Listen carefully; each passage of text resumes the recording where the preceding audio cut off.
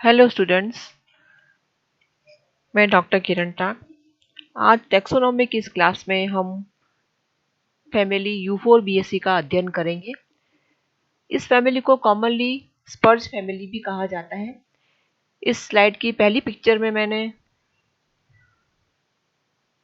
ये यूफोरबिया पल्चीरिमा का एक इन्फ्लोरेसेंस लगाया हुआ है और इसको लाल पत्ता भी कहते हैं।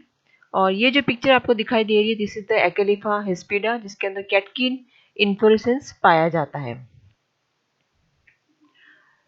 सबसे पहले हम इसकी सिस्टमेटिक पोजीशन के बारे में बात करते हैं। हम यहाँ पर बेंथम एंड हुकर का क्लासिफिकेशन देखेंगे। यूफोरबिएसी को डाइकोटिलेडन में रखा गया है, जिसमें 2 कॉटिलेडन्स और इसका रेटिकुलेट वेनेशन होता है। फ्लावर पंचतई होता है। इसकी सब क्लास मोनोक्लोमाइडी है। इसके पहले हमने अपनी प्रीवियस वीडियो में डाइकोटिलेडन की 2 सब क्लासेस पढ़ चुके हैं हम, जिसमें पॉलीपेटली और गैमोपेटली है। तीसरी सब क्लास है मोनोक्लोमाइडी। और इस मोनोक्लोमाइडी के इम्पॉर्टेंट कैरेक्टर्स है कि इसमें फ्लावर्स में यूजुअली जो पेरियंथ होता है, परिधल पुंज जो होता है, वह एक चक्र का होता है और वो भी सेपलेट होता है, अर्थात सेपल के कलर का होता है। सीरीज इसमें टोटल 8 सीरीज होती है। उसमें एक सीरीज हमारे सिलेबस में, डेट इज द यूनिसेक्सुअल। और इसका कैरेक्टर है कि इसमें यूनिसेक्सुअल फ्लावर पाया जाता है, अर्थात इसमें फ्लावर में एक ही फ्लावर में मेल और फीमेल सेक्स ऑर्गन न होकर के मेल फ्लावर अलग है और फीमेल फ्लावर अलग होता है। और हर कार्पल में ओवल्स पाए जाते हैं, जो कि संख्या में 1 या 2 होते हैं। अब हम यूफोरबिएसी फैमिली का, जिसको कि स्पर्ज फैमिली भी कहते हैं कॉमनली, इसके इंपॉर्टेंट कैरेक्टर यदि हम देखें तो इसमें लीव्स मोस्टली ऑल्टरनेट होती है। और इसका एक इम्पॉर्टेंट कैरेक्टर है कि इसमें लेटेक्स पाया जाता है। हम प्लांट की कोई भी डाली या इसकी लीव तोड़ते हैं तो एक वाइट कलर का इसमें लेटेक्स, गाढ़ा गाढ़ा लेटेक्स दिखाई देता है हमको। और पुष्पक्रम इसमें इम्पॉर्टेंट है कि साइथियम प्रकार का पुष्पक्रम पाया जाता है। स्टेमिन की संख्या 1 या 1 से अधिक हो सकती है। वो फ्री भी होते हैं, जुड़े हुए भी हो सकते हैं और ब्रांच भी हो सकते हैं, जैसे कि रीसिनस में होता है। गाइनोशियम इसमें ट्राइकार्पलरी होती है, जुड़ी हुई सिनकार्पस होती है और एक्साइल प्रेजेंटेशन इसमें पाया जाता है। अब हम इसकी बात करते हैं डिस्ट्रीब्यूशन की। इस फैमिली में लगभग 322 जेंडरा अभी तक रिपोर्टेड हैं और उसके अंतर्गत 8,910 स्पीसीज रिपोर्टेड की गई है। और इस फैमिली के मेंबर्स कॉस्मोपॉलिटन है, अर्थात ये फैमिली सर्वत्र इसके मेंबर्स पाए जाते हैं। मुख्य रूप से ये ट्रॉपिक्स और सब ट्रॉपिक रीजन में पाए जाते हैं और टेम्परेट रीजन में इनकी संख्या कम है और आर्कटिक रीजन में ये प्लांट्स नहीं पाए जाते हैं। और इंडो मलाया एंड अफ्रीका जो रीजन है, ये इस फैमिली के मेंबर्स के लिए ज़्यादा मतलब मेजर सेंटर ये कहलाते हैं। और डेजर्ट रीजन में जहाँ पर ये प्लांट्स पाए जाते हैं, वहाँ पर इनकी जो अपीयरेंस है वो कैक्टस की तरह होती है। वो थिक फ्लैशी सकुलेंट प्रकार के होते हैं और अधिकतर डेजर्ट रीजन में यूफोरबिया जीनस की स्पीसीज पाई जाती है। अब हम देखते हैं कुछ कॉमन इंडियन जेंडरा के लिए, जैसे कि कुछ इस फैमिली के कुछ इंपॉर्टेंट इंडियन जेंडरा, जिसमें कि यूफोरबिया, जिसमें कि ऑर्नामेंटल भी है और वीट प्लांट भी होते हैं।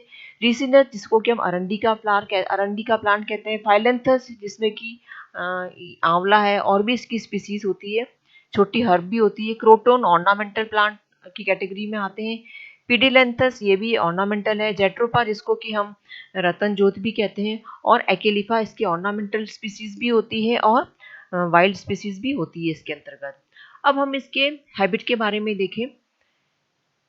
इस प्लांट में हैबिट अगर इसकी देखें, इसकी प्रकृति देखें, तो इसमें हर्ब, श्रब और ट्रीज सब प्रकार की कैटेगरी मिल जाएगी। इसमें जो हर्ब है वो एनुअल भी है और पेरिनियल भी है, जैसे कि Euphorbia hirta, Euphorbia thymifolia, Euphorbia helioscopica, Euphorbia heterophylla, Euphorbia cristata, ये एनुअल हर्ब्स हैं। और जैसे कि क्रोटोन, ये पेरिनियल होते हैं जो कि ऑर्नामेंटल होते हैं। और एकेलिफा इंडिका, ये भी इसकी एक हर्ब की स्पीसीज है। कुछ इसमें श्रब्स हैं जो कि ऑर्नामेंटल प्लांट्स की तरह यूज किए जाते हैं, जैसे कि यूफोरबिया पल्चीरिमा। आपको याद होगा हमारे उदयपुर में जब विंटर सीजन में यहाँ पर फ्लावर शो लगता है फतेह सागर के ऊपर, वहाँ पर यूफोरबिया की कई सारी कलर्स आपको दिखाई देते हैं। उसमें मुख्य एक लाल कलर होता है जो कि वहाँ पूरा गार्डन उसको वहीं से इसी से सजाया जाता है, जिसको हम कॉमनली लाल पत्ता भी कहते हैं। हालांकि अब इसमें पीले कलर भी दिखाई देंगे, आपको व्हाइट भी दिखाई देता है इसके अंदर। देन अनदर स्पीसीज है यूफोर्बिया स्प्लेंडेंस, देन पिडिलेंथस, जेट्रोपा की स्पीसीज है जो कि श्रब के रूप में होते हैं, और कैक्टस की तरह दिखाई देने वाले श्रब जैसे कि यूफोर्बिया रॉयलिना। ये जो पिक्चर आपको दिखाई दे रही है, this is the picture of Euphorbia royleana, जिसमें कि ये कैक्टस की तरह है और उसके ऊपर यहाँ पर ये छोटी रिड्यूस फॉर्म में इसमें लीव्स पाई जाती है। उसी प्रकार से एक और ऑर्नामेंटल प्लांट है इसका, यूफोर्बिया मिलाई, जिसको कि क्राउन ऑफ थॉर्न भी कहा जाता है, जिसमें पूरे इसके प्लांट पे कांटे लगे हुए होते हैं। ये जो आपको पिक्चर दिखाई दे रही है, ये यूफोर्बिया हिल्टा की है, और जो कि एक प्रकार का एनुअल हर्ब है ये, और वीड की तरह ये ग्रो करता है। देन कुछ प्लांट इसके अंदर छोटे ट्री और बड़े ट्री के रूप में है। छोटे ट्री में जैसे कि रिसिनस कम्युनस, जिसको हम कॉमनली अरंडी का प्लांट भी कहते हैं, जिससे कि अरंड के बीज प्राप्त होते हैं और उससे अरंड का तेल निकाला जाता है, जिसको हम कैस्टर बीन्स भी कहते हैं। कैस्टर बीन से कैस्टर ऑयल निकाला जाता है।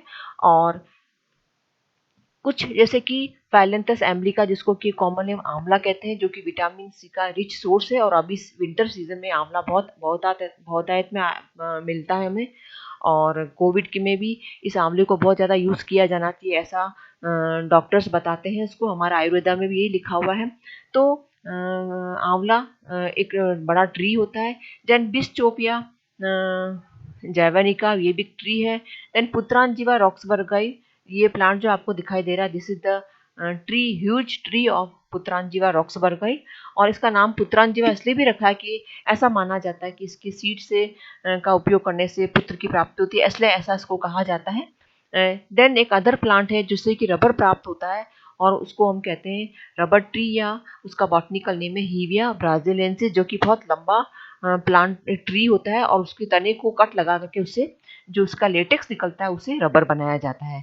और ये जो हीविया ब्राजिलियंस है, एक बहुत बड़ा ट्री है। इसकी लंबाई लगभग 60 से 100 फीट के बीच में हो जाती है, और इसका डायमीटर, इसका जो गर्थ है वो 8 से 12 फीट तक हो सकता है। कुछ प्लांट जैसे कि ट्रैगिया इनवोल्यूक्रेटा, ये एक प्रकार का क्लाइंबर प्लांट है, और इस फैमिली के अधिकांश, इस फैमिली का एक इम्पॉर्टेंट कैरेक्टर है कि प्रेजेंस ऑफ लेटिसिफेरस वेसल्स, जिसके के अंदर लेटेक्स पाया जाता है। अर्थात इस प्लांट में, मैंने आपको स्टार्टिंग में बताया था कि जब इनकी प्लांट्स की डाली या कोई हम इसकी लीव्स को तोड़ते हैं तो एक लेटेक्स निकलता है उसके अंदर, क्योंकि इसके अंदर लेटिसिफेरस वेसल्स पाई जाती है, जिसके अंदर लेटेक्स शीट भरा हुआ होता है। तो ये जो पिक्चर आपको दिखाई दे रही है, this is the picture of Ricinus, जिसको कि हम अरंडी कहते हैं, और ये अरंडी के इसमें आपको फ्रूट्स दिखाई दे रहे हैं, जिसको हम अरंडी के कैस्टर बीन्स भी कहते हैं, जिससे तेल प्राप्त होता है। अब हम देखते हैं इसके वेजिटेटिव कैरेक्टर के बारे में। सबसे पहले हम देखते हैं रूट्स। रूट इसमें वुडी होती है, टैप रूट होती है, वुडी होती है, और वो शाकित होती है।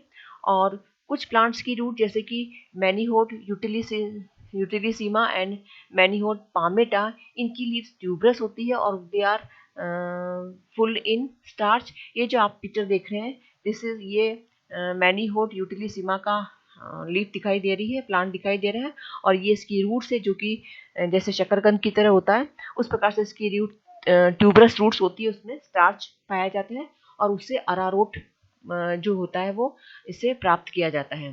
देन हम बात करते हैं स्टेम की। इसके अंदर स्टेम जो तना है वो हर्बिशियस भी हो सकता है और वुडी भी हो सकता है, इरेक्ट होता है, और कुछ जैसे कि किसी प्लांट में जैसे कि ट्रैगिया इनवोल्यूक्रेटा में ये क्लाइंबिंग हैबिट शो करता है।